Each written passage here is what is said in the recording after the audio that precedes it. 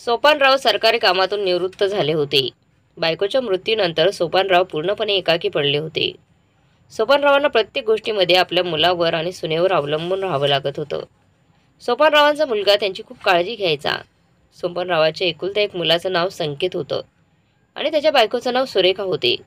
संकेत त्याच्या बाबांवर खूप प्रेम करायचा, पण सुरेखा मात्र प्रत्येक गोष्टीत कुरबुर करत राहायची.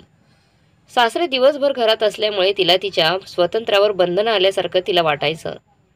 तिच्या मैत्रिणींबरोबर तिला जाता यायचं नाही किंवा घरात किटी पार्टी करता येत नसायची.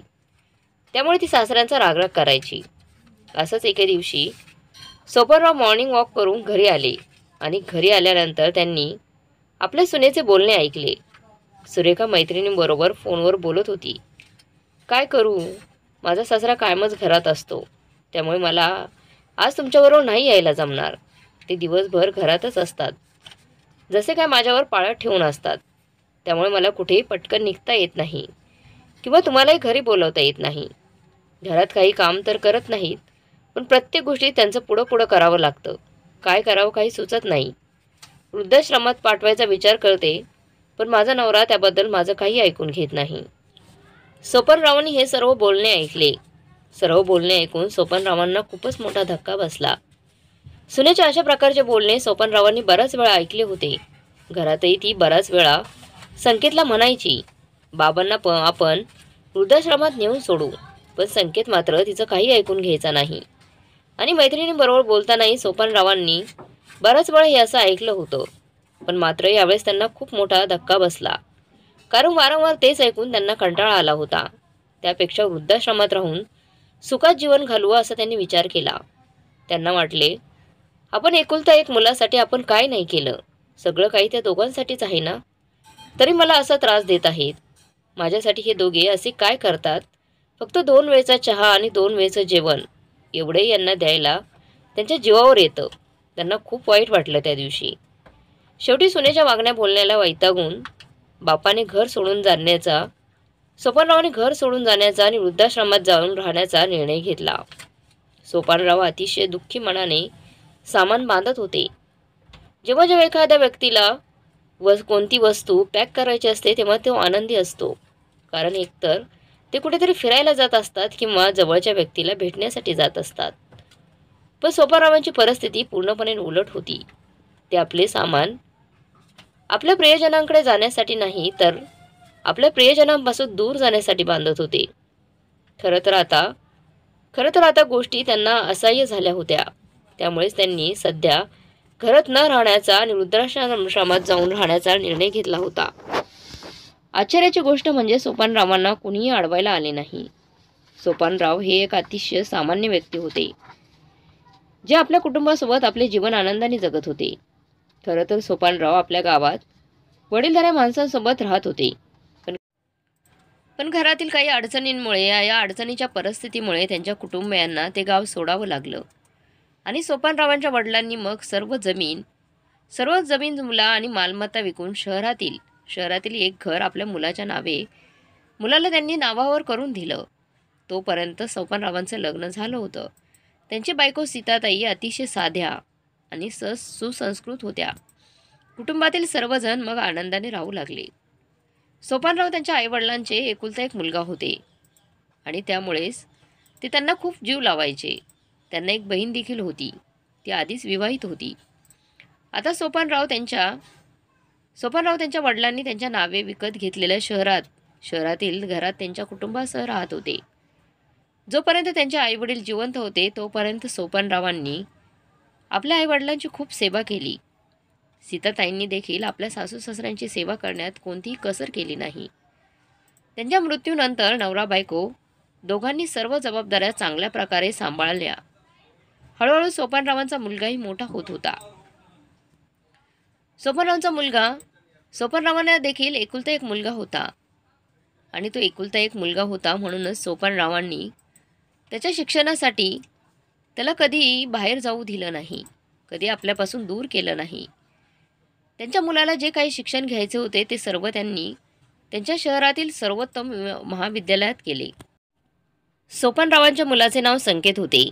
संकेत सुरुवातीपासूनच अभ्यासात खूप हुशार होता. म्हणून सोपानराव आणि सीताताई यांनी त्याला कधीही अभ्यास करण्यापासून रोखले नाही.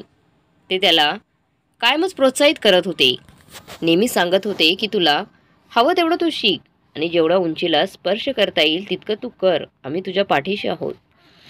कशाची भीती बाळगण्याची तुला काहीही गरज नाही, कारण आम्ही दोघे तुझ्यासोबत कायमच आहोत. संकेतसुद्धा त्याच्या आईवडिलांवर खूप प्रेम करत होता. शेवटी तोच त्यांचा एकमेव आधार होता. हळूहळू वेळ निघून गेली. कुटुंबात फक्त 3च माणसं होती आणि सीताच्या मनात फक्त तिचा नवरा आणि तिच्या मुलाबाबत खूपच जीव होता. तिघांचं छोटं पण सुखी कुटुंब होतं. कुटुंबात आनंदाचं वातावरण होतं. सीताताई आपला नवरा आणि मुलाची पूर्णपणे काळजी घेत होत्या.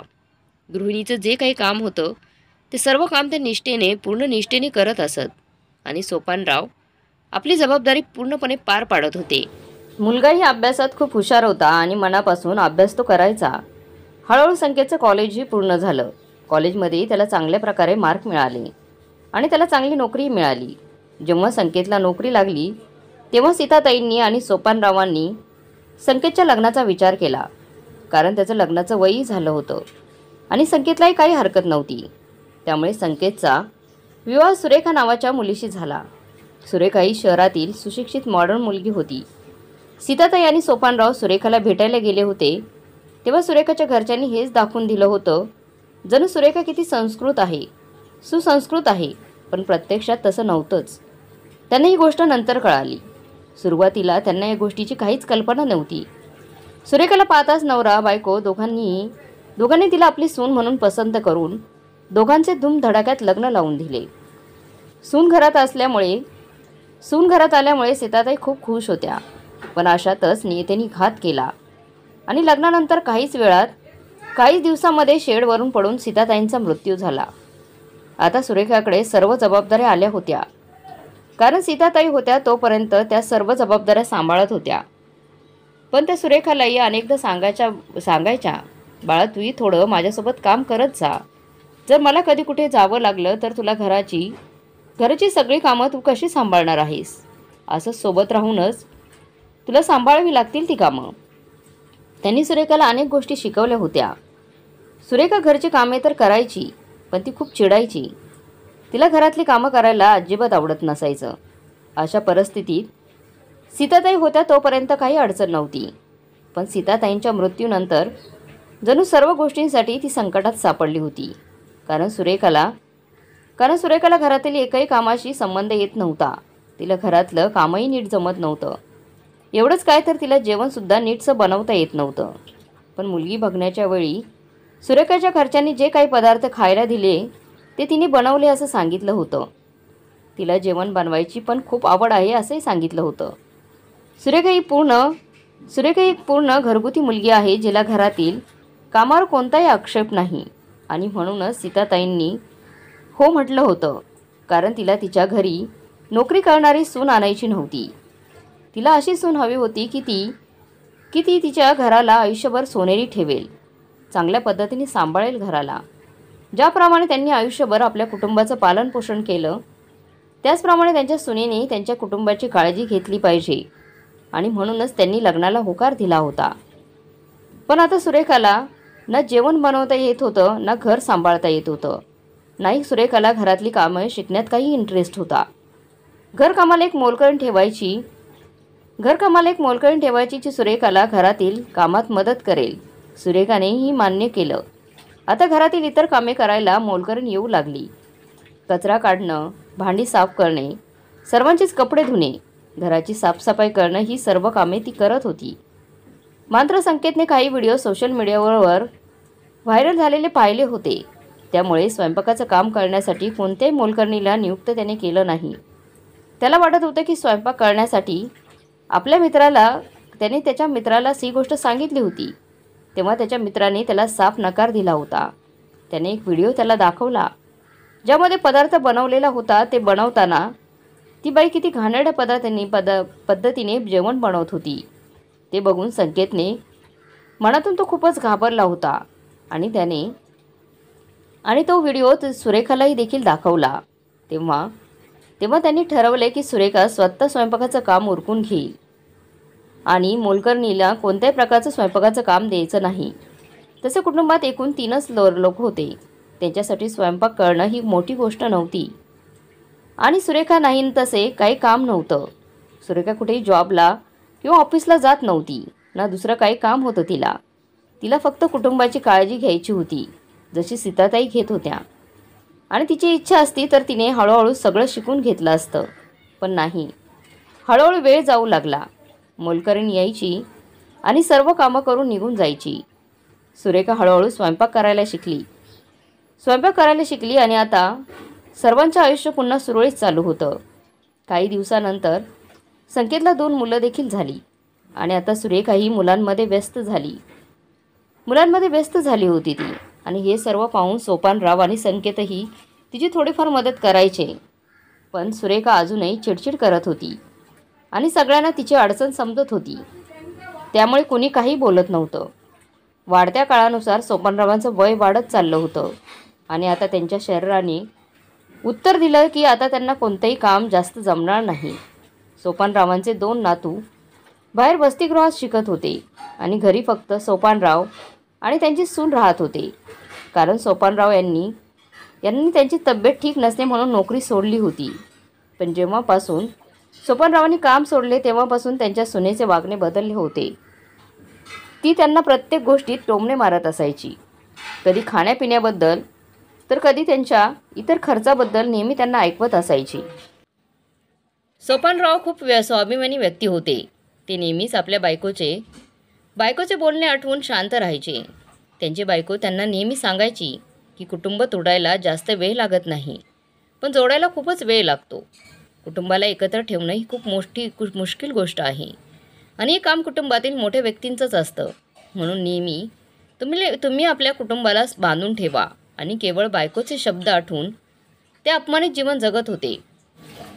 जेव्हापासून त्यांनी नोकरी सोडली तेव्हापासून सून त्यांना बिनकामाची समजू लागली होती आणि म्हणूनच छोट्या छोट्या गोष्टींवर चिडचिड करणे किती नेहमीची त्याची सवय झाली होती. परंतु आज तिने मर्यादा ओलांडली. सोपानराव जेवायला बसले तेव्हा त्यांनी परत एकदा आपल्या सुनेजवळ जेवण मागितले. सुनेने जेवण दिलं नाही, पण तिने त्यांना दुनियाभरचं ऐकवलं, ते सुद्धा काही कारण नसताना. ती म्हणाली, दिवसभर घरात खूप खर्च असतात, खूप काही गोष्टी आणाव्या लागतात आणि कमवायला कुणी नाही. माझ्या एकट्या नवऱ्याने किती खर्च उचलायचा. सोपानरावांना आपले सुनेचे हे बोलणे ऐकत राहिले आणि काही न बोलता उठून तिथून निघून गेले.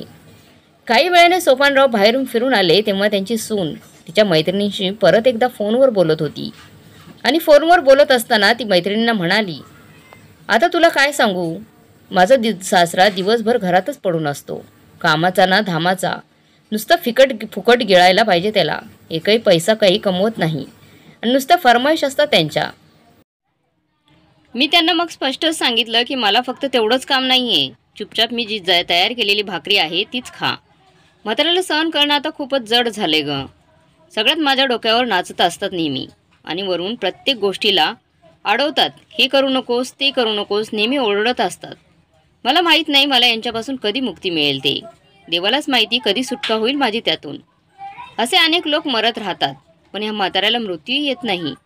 एकतर तसेही घरात कामे असतात की विचारू नकोस किती.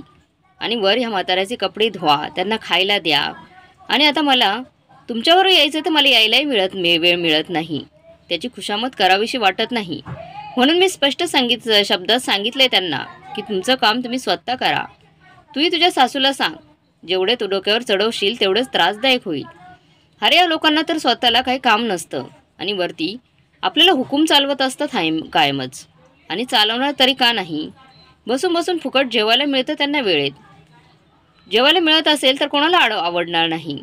मी तर माझ्या सासऱ्यांना कितीतरी वेळा उलटसुलट गोष्टी ऐकवल्या आहेत, कितीतरी वाईट साईड बोलली आहे, पण तो म्हातारा आहे तो अजूनसुद्धा इथेच चिटकून राहिला आहे आणि आमच्या डोक्यावरचे वजू बनलायला आहे. पूर्ण लाज घाण टाकली आहे त्यांनी.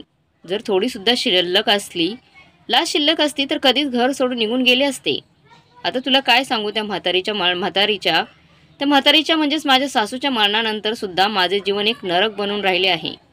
तरी सध्या जोपर्यंत हा म्हातारा कमवत होता तोपर्यंत गोष्ट ठीक होती की चला कमीत कमी काही ना काही घरी कमवून आणत आहे.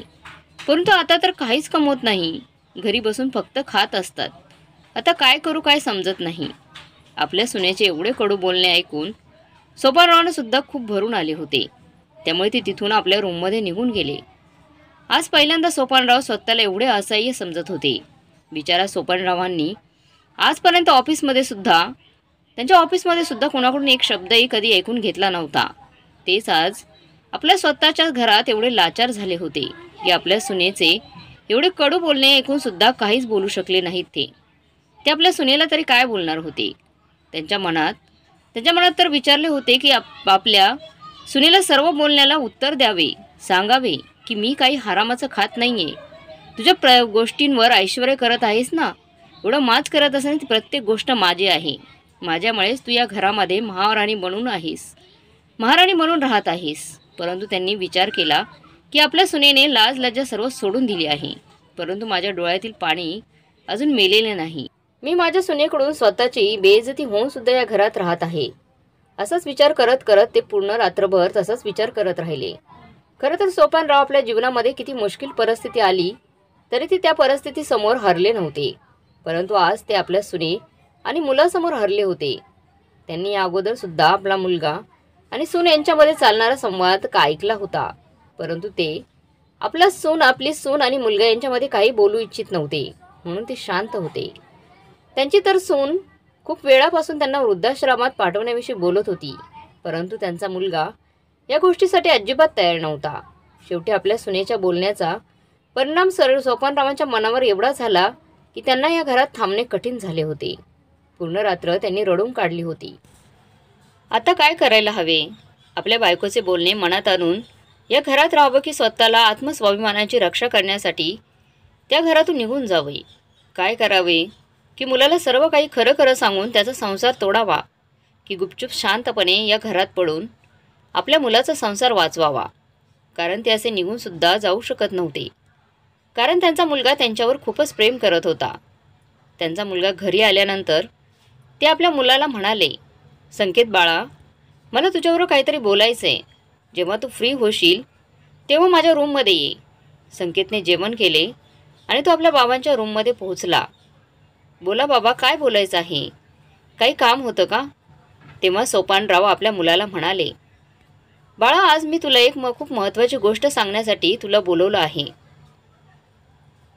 मी उद्या एका वृद्धाश्रमात जात आहे. आपल्या बाबांचे बोलणे ऐकून एकदम संकेत आश्चर्यचकित झाला आणि म्हणाला, वृद्धाश्रमात का जात आहेत बाबा तुम्ही? तुम्हाला घरात काही अडचण आहे का? तुम्हाला काही त्रास होतोय का? त्यामुळे तुम्ही वृद्धाश्रमात जात आहात. वृद्धाश्रमात त्या लोकांसाठी असते बाबा, ज्या लोकांचं कोणीही नसतं. परंतु मी तुमच्यासाठी आहे ना, तरीसुद्धा तुम्ही वृद्धाश्रमात जाण्याचा का विचार करत आहात? सोपानराव आपल्या मुलाला म्हणाले, मला माहीत आहे तू माझ्यासाठी आहेस, पण मला हे सुद्धा माहीत आहे की तू आता फक्त माझ्यासाठी नाही तर तुझे सुद्धा स्वतःचे कुटुंब आहे आणि तुला आता त्यांच्या आनंदाचा जास्त विचार करायला हवा. आता तुला या गोष्टीकडे जास्त लक्ष ठेवायला हवे. माझ्यामुळे तुझ्या कुटुंबामध्ये कोणताही तणाव निर्माण व्हायला नको. मला माहीत आहे की तू माझ्यावर खूप प्रेम करतोस आणि तुला मला तुझ्याजवळच ठेवायचं आहे. परंतु बाप होण्याच्या नात्याने मला जाणीव आहे की जर माझ्यामुळे मुलाच्या संसारामध्ये काही परेशानी येत असेल तर माफ कर बाळा. परंतु मी कितीतरी वेळा तुझ्या आणि सुनबाईचे बोलणे ऐकले आहे.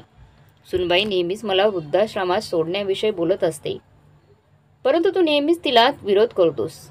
त्यामुळे नेहमीच ती चिडलेली असते आणि तसे घरात बसून बसून पूर्ण दिवस बोर होऊन जातो मला. तिथे वृद्धाश्रमात माझ्यासारखे अजून कितीतरी लोक असतील. त्यांच्याबरोबर बसून हसून खेळून वेळ जाईल माझा. इथे बसून बसून पूर्ण दिवस काही काम करता येत नाही मला आणि कुणासोबत बाहेरही जाता येत नाही. एकटा बसून बसून परेशान होऊन जातो मी.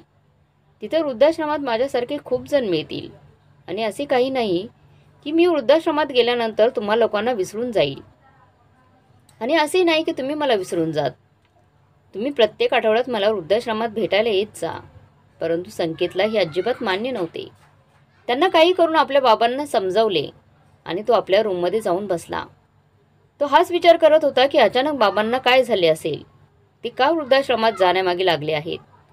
तेवढ्यात बाहेरून त्याची बायको सुरेखा थोडी रागातच आली आणि म्हणाली, संकेत, जर तुझे बाबा वृद्धाश्रमात जाण्यासाठी तयार आहेत तर तू विनाकारण जबरदस्ती त्यांना का थांबवत आहेस? तुला एवढी छोटी गोष्ट समजत नाही का? पूर्ण दिवस बसून बसून ते बोर होऊन जातात आणि तसे आपल्या मुलांचं शिक्षण आता पूर्ण होत आलं आहे. 1-2 महिन्यात ते सुद्धा घरी परत येतील. आणि आपले घर म्हणजे एवढा मोठा महाल नाही की त्यांच्यामध्ये 10 खोल्या आहेत. फक्त 3च तर खोल्या आहेत. आता आपली 2 मुले येणार तर त्यांच्यासाठी सुद्धा खोल्या हव्यात. अशा परिस्थितीत जर तुमचे बाबा वृद्धाश्रमात जायला तयार आहेत तर जबरदस्ती त्यांना का थांबवत आहात तुम्ही? तर आजपर्यंत माझे कधी ऐकलेच नाही आहे तुम्ही. फक्त बाबांचेच ऐकत आला आहात. म्हणूनच आता तुम्ही तुमच्या बाबांचे बोलणे ऐका. ते वृद्धाश्रमात जात आहेत तर त्यांना जबरदस्ती थांबवू नका. तेव्हा संकेतने आपल्या बायकोला खूप समजवण्याचा प्रयत्न केला. पण सुरेखाने काही एकदम मनात पक्के ठरवले होते की आपल्या सासऱ्यांना वृद्धाश्रमात पाठवूनच थांबणार. संकेत एवढे समजावल्यानंतरही सुरेखा त्यांच्यासमोर तिने अट ठेवली. एक तर तुम्ही तुमच्या बाबांना वृद्धाश्रमात पाठवा, नाहीतर मी माझ्या माहेरी निघून जाईन आणि परत मी कधीही येणार नाही. मुलांना सुद्धा माझ्यासोबतच ठेवेल. संकेत आपल्या बायकोचे बोलणे ऐकून थोडा परेशान झाला आणि बेचैनही झाला. शेवटी सोपानरावांना सुद्धा याच गोष्टीची भीती होती की आपल्या मुलाचा संसार मोडायला नको. तर इकडे संकेत खूप जास्त परेशान होता. दुसरीकडे सोपानरावांनी आपल्या सुनेची ही अट ऐकली. तेव्हा त्यांनी निश्चय केला की उद्या सकाळी सूर्य उगवण्याच्या अगोदरच ते हे घर सोडून निघून जातील. दुसऱ्या दिवशी सकाळी असेच घडले. दुसऱ्या दिवशी सकाळी संकेत आणि त्याची बायको जेव्हा झोपेतून उठले तेव्हा त्यांनी पाहिले तर सोपानराव त्यांच्या रूममध्ये नव्हते आणि त्यांचं सामानसुद्धा तिथं नव्हतं. आपल्या बाबा त्यांच्या रूममध्ये नाहीत हे लक्षात आल्यानंतर संकेत खूपच परेशान होऊन गेला. तिकडे त्यांचा शोध तो घेऊ लागला. तो आरडाओरडा करून बाहेरसुद्धा त्याने जाऊन पाहिले, परंतु त्याचे बाबा त्याला कुठेही दिसले नाहीत. आता मात्र संकेतची अवस्था खूप विचित्र झाली होती. पण संकेतची बायको मात्र शांत होती. तिला आपल्या सासऱ्यांच्या जाण्याने काही फरक पडला नव्हता. सुरेखाला तर असेच वाटत होते की संकेतने त्यांच्या बाबांना असे शोधत राहावे, परंतु त्यांचा पत्ता त्याला कुठेही लागू नये आणि असेच घडले. संकेत त्यांचा शोध घेत होता, परंतु त्याला ते कुठेही सापडत नव्हते. त्यामुळेच तो खूपच जास्त हैराण झाला होता. एवढ्यातच संकेतने आपल्या बायकोला तिच्या मैत्रिणीशी फोनवर बोलताना ऐकले आणि त्याने पाहिले की त्याच्या बायकोला त्याच्या वडिलांनी घर सोडल्याबद्दल किती आनंद झाला आहे. ती तिच्या मैत्रिणीला सांगत होती, अखेर माझे स्वप्न पूर्ण झाले आणि मला जे हवे होते ते पूर्ण झाले. इतकी गोष्ट ऐकून शेवटी सुद्धा त्याची बुद्धी तिथेच ठिकाणावर आली एकदाची. आता त्याला समजले होते की आपल्या या घरात राहणं कठीण आहे, म्हणूनच तो आमच्या घरातून निघून गेलाय. अगं तुला काय सांगू, किती प्रयत्न केले परंतु तो म्हातारा घरातून जायला तयारच नव्हता. पण काल परवा मी त्याला एवढं काही ऐकवलं की थोडीफार शिल्लक राहिलेली लाज घेऊन बिचारा घरातून निघून गेला आणि नसता गेला तर मी त्याचं जगणं मुश्किल गेलं असतं, असे म्हणून ती हसू लागली. तेवढ्यातच रागात संकेत आपल्या घरात आला. घरात आलेल्या संकेतने आपल्या बायकोच्या हातातून फोन हिसकावून घेतला आणि जमिनीवर फेकून दिला. असं अचानक घरात मध्ये आपल्या नवऱ्याला आलेलं पाहून सुरेखा खूपच घाबरून गेली, कारण तिला माहीत होतं की संकेत आपल्या आईबाबांवर किती प्रेम करतो. जर का बहिणी आपले बोलणे ऐकले असेल तर तो काय करेल या विचाराने सुरेखा तर अवस्था खराब झाली होती. स्वतःची बाजू सांभाळून घेण्यासाठी ती संकेतला म्हणाली की मी माझ्या मैत्रिणींबरोबर बोलत होती. ती तिच्या सासूबद्दल मला काहीतरी सांगत होती. बस एवढंच आम्ही बोलत होतो. एवढे शब्द बोलताना एक जोरदार थप्पड तिच्या कानाखाली मारली त्याने. त्याच्या एक थप्पडने सुरेखा दुसऱ्या बाजूला जाऊन कोसळली. तिच्या डोळ्यात आता अश्रू आले होते. ती अश्रू भरल्यास डोळ्यांनी संकेतकडे पाहत होती. संकेत रागात तिच्यावर ओरडत म्हणाला, बेशरम बाई, तू माझ्या बाबांबरोबर असे बोलशील असं मला वाटलं सुद्धा नव्हतं. थोडीसुद्धा लाज वाटली नाहीस का? तुला काहीच लाज वाटली नाही का? मी तर तुला एक चांगली सून समजत होतो, परंतु तू तर एक चांगलीच बायकोसुद्धा बनू शकली नाहीस. तू एक गृहिणी बनू शकली नाही, चांगली सून बनू शकली नाहीस आणि चांगली आई पण बनू शकली नाहीस. तुझ्याकडून ना घर सांभाळता आलं चांगलं, ना सुनेची जबाबदारी चांगल्या प्रकारे निभावू शकली नाहीस तू. आणि स्वतःच्या मुलांना सुद्धा नीट काही सांभाळता आलं नाही, कारण तू मुलांना सुद्धा बोर्डिंग स्कूलमध्ये पाठवलंस. आणि मी मात्र आजपर्यंत तुझी प्रत्येक कमी लपवण्याचा प्रयत्न करत होतो आणि तू मात्र माझ्या चांगलपणाचा फायदा उचललाच, कायमच उचलत राहिलीस. मी आजपर्यंत कधीच असा विचार केला नव्हता की मी माझ्या कुटुंबातील कोणत्या व्यक्तीला दुःख देऊ शकेल. मी माझ्या कुटुंबातील प्रत्येक सदस्याचे पूर्णपणे काळजी घेईन. त्याच्या प्रत्येकाच्या गरजा पूर्ण करण्याचा प्रयत्न करेल.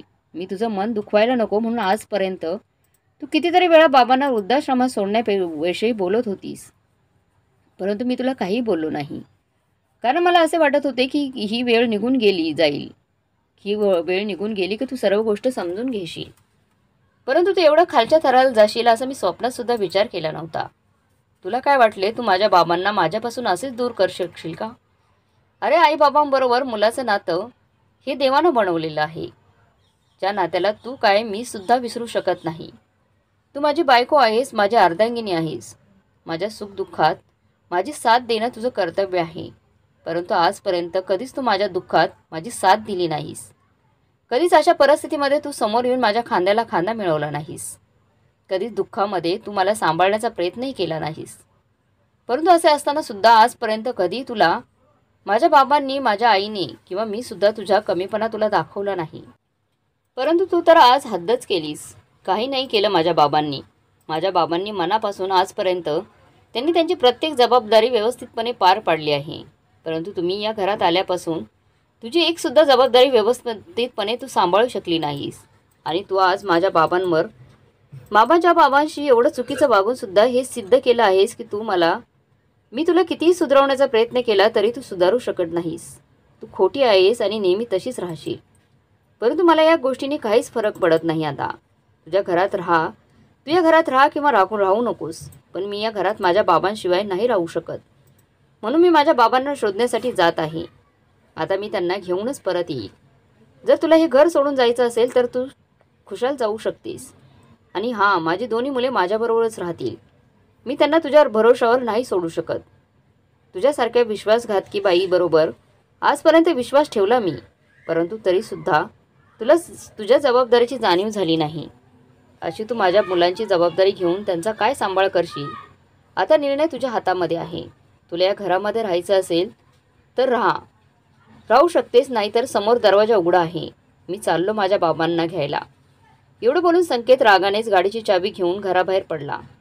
बोलता बोलता पूर्ण दिवस निघून गेला. आता संध्याकाळ झाली होती. संध्याकाळच्या वेळेला संकेत आपल्या बाबांना सोबत घरी घेऊन आला. आल्यावर संकेत आपल्या बाबांना म्हणाला, तुम्ही तुमच्या सुनेचा विचार करून घर सोडून गेलात, पण तुम्हाला एकदा सुद्धा माझा विचार नाही आला का बाबा? मी तुमच्या विना कसा राहील? हे बघा बाबा, मला काही माहीत नाही की तुम्ही काय विचार करून या घरामधून बाहेर गेलात. परंतु आजपासून यापुढे जर तुम्ही असे काही केले तर माझ्यापेक्षा दुसरा वाईट कोणी नाही. आणि राहिली गोष्ट सुरेखाची, तुमच्या सुनेची तर ती पूर्णपणे स्वतंत्र आहे. तिच्या मनाला वाटेल तिथे ती राहू शकते. तिचं मन जर करत असेल तर ती राहील इथे, नाहीतर तिने माहेरी निघून जावं. मी त्याला काही थांबवत नाही. आपल्या नवऱ्याचे हे बोलणे ऐकून सुरेखा रागातच आपल्या माहेरी निघून गेली. काही दिवस तर ती तिच्या आपल्या माहेरी जाऊन राहिली, परंतु तिथे गेल्यानंतर सुद्धा ती काही काम करत नव्हती. त्यामुळे ती अशी किती दिवस तिथे राहणार होती. सुरेखाच्या माहेरचे काही एवढे श्रीमंत लोक नव्हते की तिथे काम करण्यासाठी नोकर-चाकर असतील. तिथे घरातील सर्व कामे सुरेखाची वहिनी करत होती आणि ती वहिनीसुद्धा नंदेला अशी किती दिवस आयतं खायला घालणार होती. सुरेखासारखी नणंद एक नंबरची कामचुकार होती. ती आपल्या सासरकडूनच रागाने आली होती ही गोष्ट सुरेखाच्या वहिनीला माहीत होती. त्यामुळे काही दिवस त्यांनी तिचा चांगला पाहुणचार केला. परंतु काही दिवसानंतर मात्र ती स्वतःचा रंग दाखवू लागली. त्यामुळे सुरेखाच्या आई आता तिला सकाळ संध्याकाळ विचारू लागली होती की जावई बापू तुला न्यायला कधी येणार आहेत. पण सुरेखा आता काय उत्तर देणार होती. सुरेखाने जेव्हा आपल्या आईला खरं सांगितलं तेव्हा ती सुद्धा खूप नाराज झाली आणि म्हणाली, जर ही गोष्ट तुम्हाला अगोदर सांगितली असतीस तर मी तुला ह्या घरात आणि इकडे येऊ दिलं नसतं. पण काही हरकत नाही. आता तू जावई बापूंना फोन कर आणि झालेल्या प्रकाराविषयी माफी माग. मी सुद्धा जास्त दिवस तुला या घरात नाही ठेवू शकणार. आता तुझी वहिनी मला बनवून खायला घालते ते काही कमी आहे का? आता तू स्वतःचा विचार कर. तू स्वतः तुझ्या सासऱ्यांना जेवण बनवून खायला घालू शकत नाहीस, तशीच तशी तुझी वहिनीसुद्धा आम्हाला पण खायला घालते आणि तुलाही खायला घालते. आणि तू वर इथे येऊन बसलीस आणि तूही आयतं खातेस. हे इथे राहून राहून हे शक्य नाही आहे. मला माफ कर मुली, परंतु या वयात आता नोकरांसारखे कामे करण्याची माझ्यात हिंमत नाही. म्हणून तुझ्या वहिनीची नाराजी तुझ्यासोबतच माझ्याबरोबर येण्याअगोदरच किंवा आपल्या दोघींचं नातं खराब होण्याअगोदरच तू इथून निघून गेलेली चांगलं राहील. लग्नानंतर माहेरी आलेली मुलगी पाहुण्यासारखी चांगली वाटते आणि आता तर तुझं नवीन नवीन लग्नसुद्धा झालेलं नाही. तुला मोठमोठी मुले आहेत. अशा वयात विनाकारण नखरे करून इथे येऊन बसणं योग्य नाही. काही दिवसातच सुरेखाला समजले होते की जेवढे आपले नखरे आपल्या सासरच्या माणसांनी उचलले होते तेवढे नखरे तर आपल्या माहेरची माणसंसुद्धा उचलू शकत नाही. ज्या सासऱ्यांना ती ओझं समजून त्यांच्यावर अत्याचार करत होती, त्याच सासऱ्याने तिला आपली मुलगी म्हणून मानले होते. त्यांनी आपल्या मुलीप्रमाणे सुरेखाला प्रेम दिले होते. तेवढं प्रेम तिच्यात आज तिची सख्खी आईसुद्धा तिला देऊ शकत नव्हती. तिच्या आईने सुद्धा तिला स्पष्टपणे सांगितलं होतं, या म्हातारपणी हे सर्व झेलू शकत नाही. तू इथून निघून जा. आणि दुसऱ्या बाजूने तिचे सासरे होते ज्यांनी तिच्या आनंदासाठी आपले स्वतःचं घर, आपला मुलगा सर्व काही सोडून दिले होते. कारण आपला मुलगा आणि सून त्यांच्या आयुष्यामध्ये कोणतीही परेशानी यायला नको. जेव्हा सुरेखाला या गोष्टीची जाणीव झाली तेव्हा ती आज स्वतःच्या नजरेतून उतरली होती. आता तिला समजत नव्हती की काय करावं. आता ती जास्त दिवस माहेरीसुद्धा राहू शकत नव्हती. शेवटी तिने आपल्या नवऱ्याला फोन केला आणि म्हणाले की मला घ्यायला या.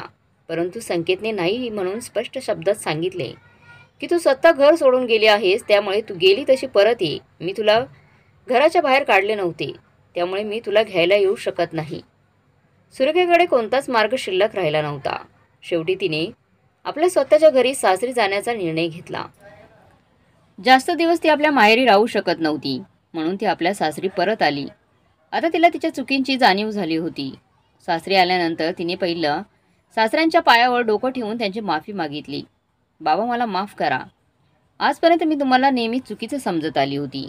मी नेहमीच तुम्हाला माझ्यावरती ओझं समजत होती. परंतु सत्य काही वेगळेच आहे. आज मला याची जाणीव झाली आहे की जेव्हा आपल्या दोन भाकऱ्यासुद्धा एखाद्याच्या डोळ्यात खूप लागतात तेव्हा कसं वाटतं.